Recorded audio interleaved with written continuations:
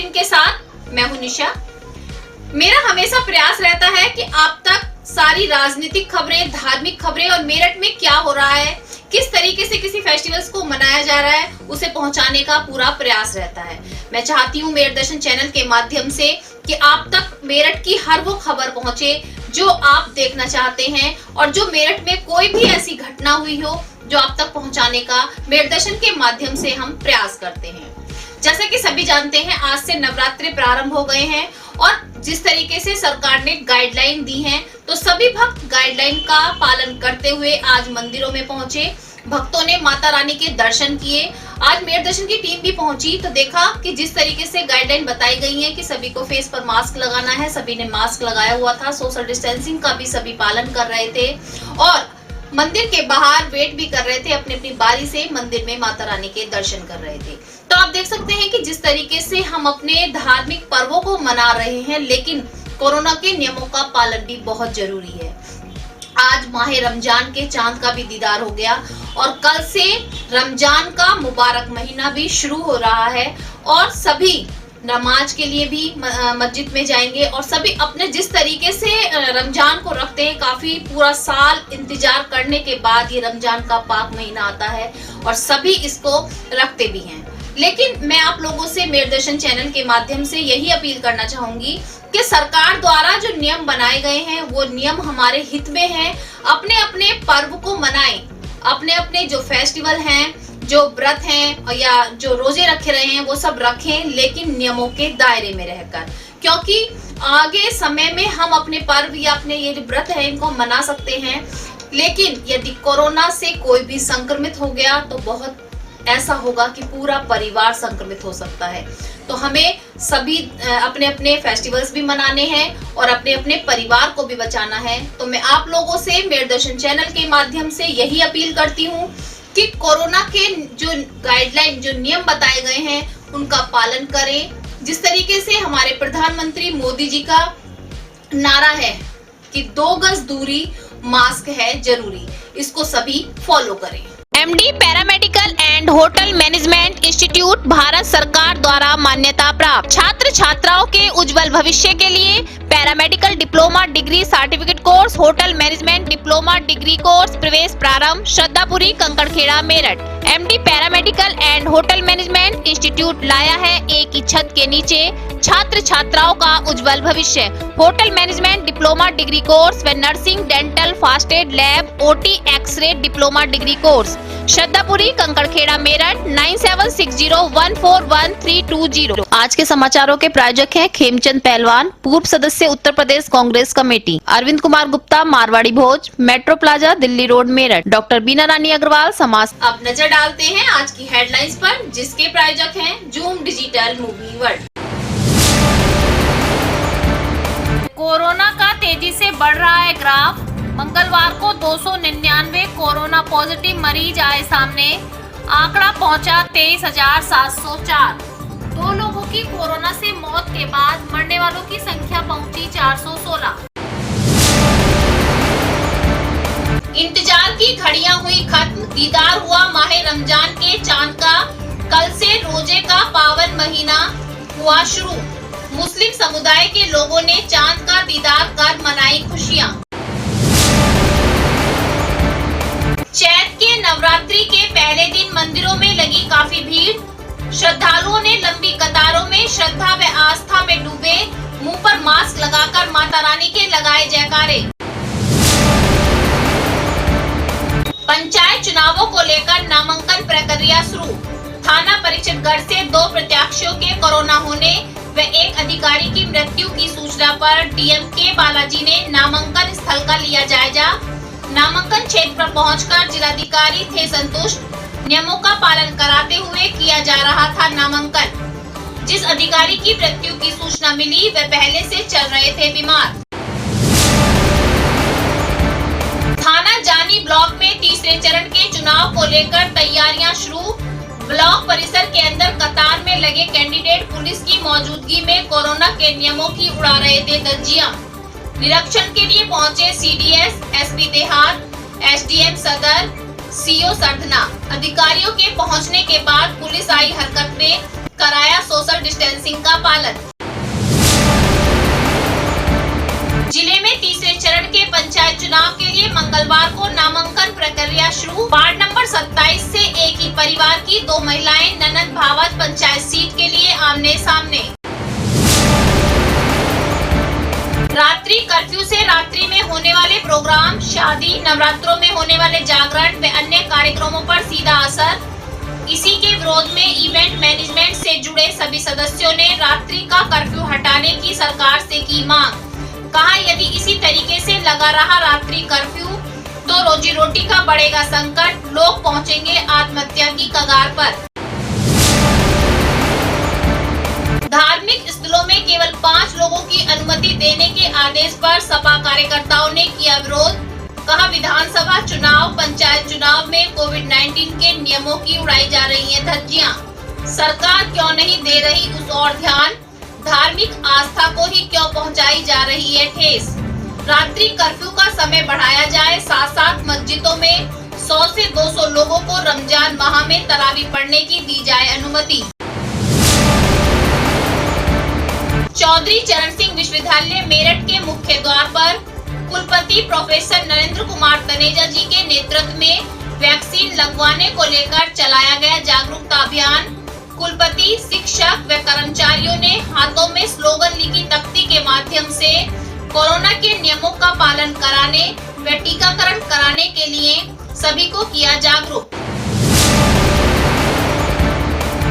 महानगर कांग्रेस कमेटी मेरठ द्वारा भारतीय संविधान के रचयिता डॉक्टर भीमराव अंबेडकर जी के जन्मदिन से एक दिन पूर्व कचहरी के निकट डॉक्टर भीमराव अंबेडकर की प्रतिमा की साफ सफाई कर प्रतिमा को दूध से नहलाकर माला की अर्पण।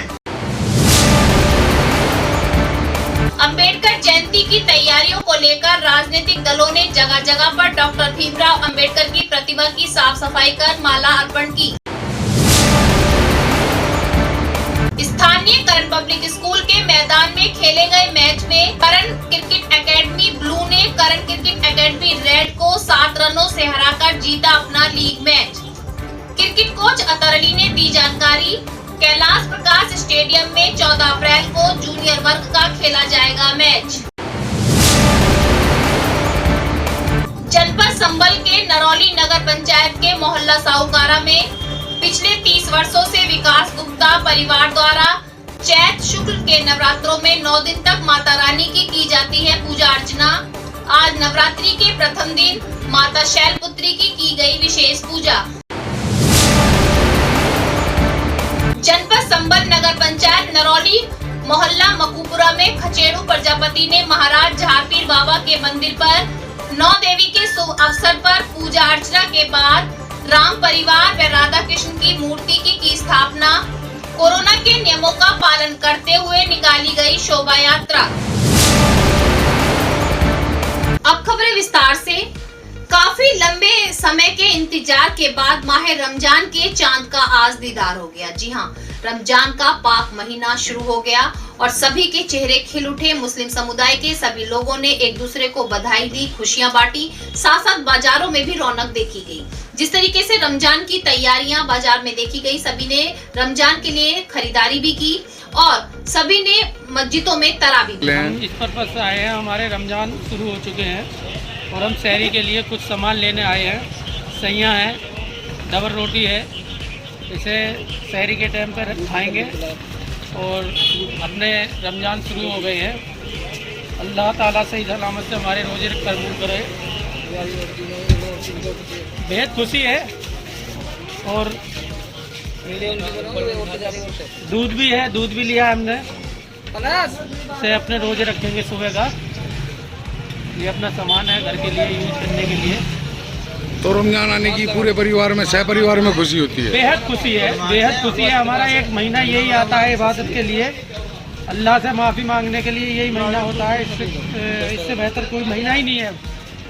और हम और भाइयों से भी दुआ करते हैं भाई रमजान रखें और शहरी के लिए जो भी सामान है अपना ले जाए। शाम के टाइम जो भी है अब अपना 11-12 बजे से और सुबह उठ जाते हैं 3 बजे से लेके अपना शहरी करना शुरू हो जाती है।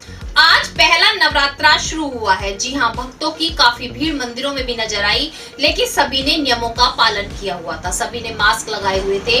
आज मेर दर्शन की टीम सदर स्थित काली मंदिर में पहुंची और वहां आए हुए भक्तों कि जिस तरीके से आस्था से सभी पूजा कर रहे थे, अपनी अपनी बारी का सभी इंतजार कर रहे थे और बहुत ही आराम से सभी ने माता रानी के दर्शन भी किए। हमारी मेर दर्शन के संवाददाता ने आज पुजारी जी से बात भी की तो उन्होंने बताया कि किस तरीके से जो है कोरोना के नियमों को फॉलो कराया जा रहा है और जिस तरीके से गाइडलाइन दी गई है उसी के तहत सभी भक्तों को दर्शन कराए जा रहे हैं। तो आप देख सकते हैं कि फेस्टिवल्स भी मनाए जा रहे हैं और नियमों का पालन भी किया जा रहा है।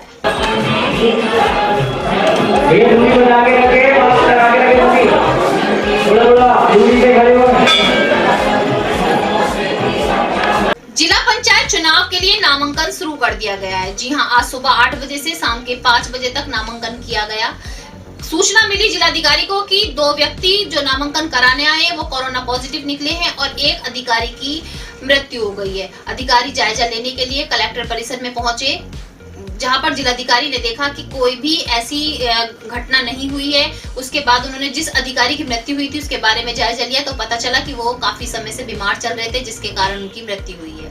उन्होंने देखा कि कोरोना के नियमों का पालन पूर्ण रूप से कराया जा रहा है। सभी एक व्यक्ति के साथ ही दूसरा व्यक्ति अंदर जा रहा है, बाकी सभी व्यक्ति अपनी बारी का इंतजार कर रहे थे। सभी ने फेस पर मास्क भी लगाया हुआ था, सोशल डिस्टेंसिंग का भी पालन किया जा रहा था। तो बहुत ही सुरक्षित तरीके से नामांकन किया जा रहा था।